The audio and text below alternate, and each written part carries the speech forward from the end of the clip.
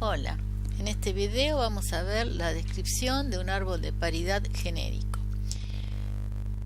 En generic definimos n como positive con un valor default igual a 6. La entrada, que es el dato a analizar, es a sub i in standard logic vector desde n-1 down to 0. Y va a tener dos salidas, una para paridad par, que la llamo PPO, out standard logic, y otra PI sub O, también es standard logic, ya que pueden valer o 0 o 1.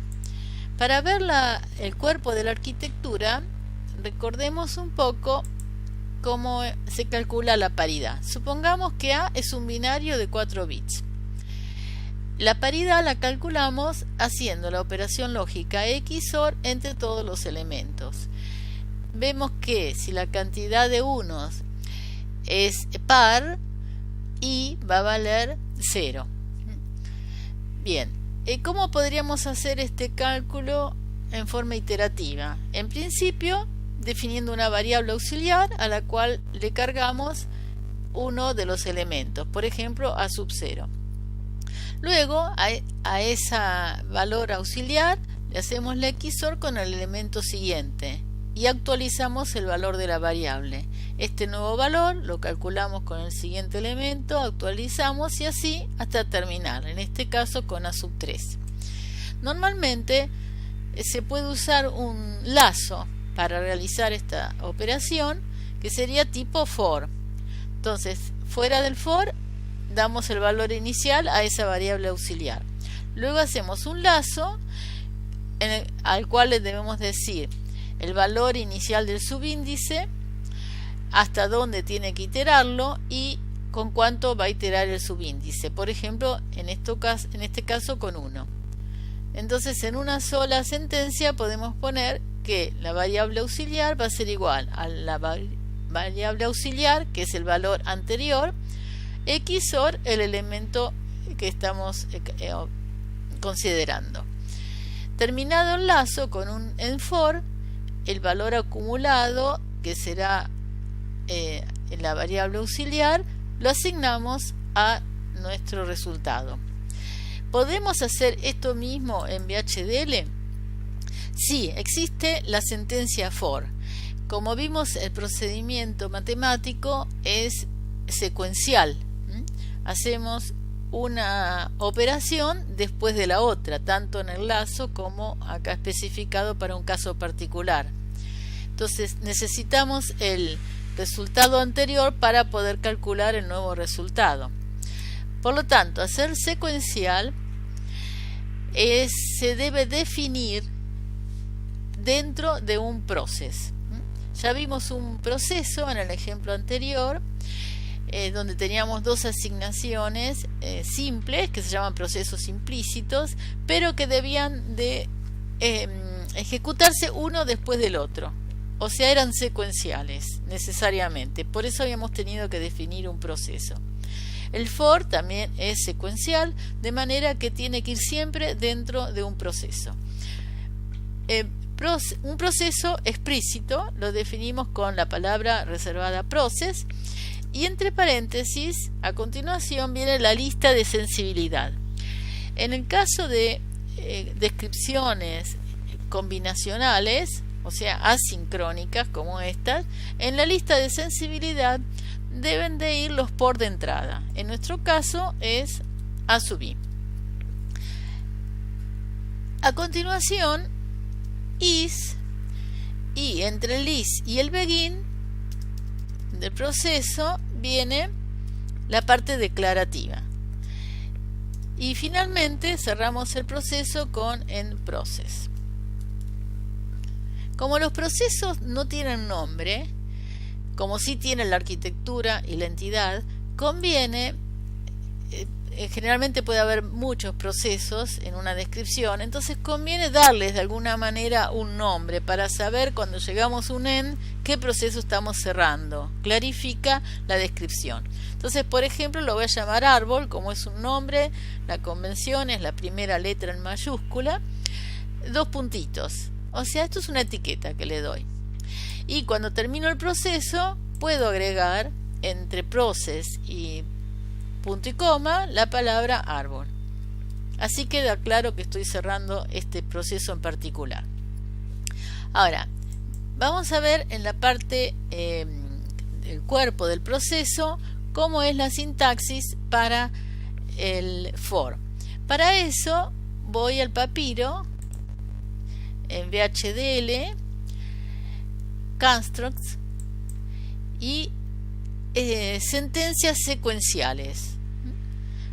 For loop statement. Puedo poner insert, así lo analizamos directamente y cierro pegado en la descripción. Bueno, acá dice que puede ir un label o etiqueta opcional. Bueno, no lo vamos a usar. Esa etiqueta opcional es la que usamos para el proceso. Y a continuación tenemos for, y fíjense, acá va el índice. Yo le voy a poner i. Este índice en VHDL no hay que declararlo, se lo usa directamente. Puede tener cualquier nombre. Después nos dice que va la palabra reservada in y un rango. Por ejemplo, en nuestro caso, recordemos acá, el rango va a ser desde 1 hasta n-1. Por supuesto que nos faltan algunas sentencias, ¿no? Entonces en VHDL lo escribimos como 1 to n-1.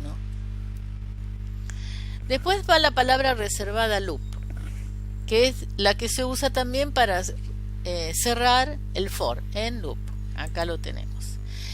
Y acá aclara que las sentencias que van dentro del for son secuenciales, como había dicho anteriormente. Bien, entonces, ¿qué queremos hacer?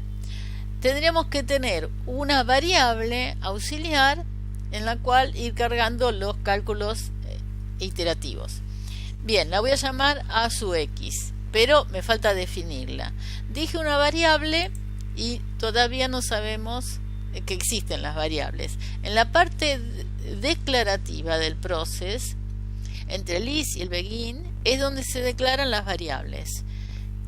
Con la palabra variable, el nombre, la voy a llamar aus, 2 puntitos, y le decimos el tipo, que va a ser un standard logic, porque su contenido va a ser 0 o 1. Cuando entramos en el proceso, según habíamos visto aquí, le tenemos que dar a esa variable auxiliar un valor inicial. Entonces, para darle el valor inicial a una variable, la sintaxis es 2 puntitos igual. Entonces le asigno el valor inicial, que es el elemento 1 del dato de entrada, o sea, a sub i, entre paréntesis, el elemento 0, el menos significativo, entre paréntesis 0. Dentro del lazo del for, entonces digo, la variable auxiliar a sub i va a valer, o sea, 2 puntitos igual, el valor que tenía antes, XOR a sub i, y el subíndice es el índice del for, o sea, entre paréntesis pongo i, punto y coma. Entonces tenemos que ver una característica de las variables que las distingue de las señales. Las variables, por empezar, solo tienen vida dentro de los procesos en los que fueron definidas, son locales al proceso. Quiere decir que si yo la quiero usar después del end process, no tiene existencia, la perdí. Antes de salir del proceso, entonces tengo obligación de copiarla en alguna señal, porque las señales son globales para toda la descripción. Entonces, por ejemplo, en este caso, lo que voy a hacer después del end loop es asignar a la salida de paridad par el valor negado de la variable. ¿Por qué el negado? Porque si la cantidad de unos es par, el cálculo me va a dar un 0 y yo quiero que si es par el bit de paridad se active, esté en 1, por eso lo tengo que negar. Entonces aux. Y el impar entonces va a ser directamente igual al valor que calculé de la variable. Entonces ahora sí, cuando salgo del proceso, ya la salida ya se cargaron con el valor final. Las variables entonces solamente tienen vida dentro del proceso. Tienen otra particularidad: no generan hardware y se actualizan en el momento en que se las usa. ¿Ven? Auxiliar, en este mismo momento cambia el valor que tenía. O sea, en realidad tienen existencia en la memoria de la computadora. Se actualizan en ese momento. Esa es la diferencia con las señales. Las señales crean hardware. Y dentro de un proceso, las señales se actualizan recién cuando termina el proceso, no durante el proceso. Terminada la descripción, entonces vamos a grabarla, compilarla.